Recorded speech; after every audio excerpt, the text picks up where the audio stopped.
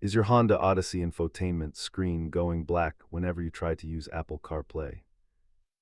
The good news is that 80% of these black screen issues are just software glitches that a quick reset can fix.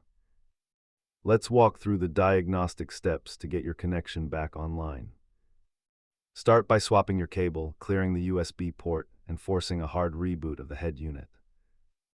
If the screen stays black, head into your iPhone settings to forget the car and repair the device from scratch. On the Odyssey side, verify that your infotainment software is fully updated to the latest Honda version. Most fixes are simple, but if you still see a black screen, you might have a hardware issue requiring professional service. Data shows that a simple cable swap is the most effective way to restore your connection. For persistent issues, check your main fuse box or perform a 10-minute battery disconnect to clear the system cache.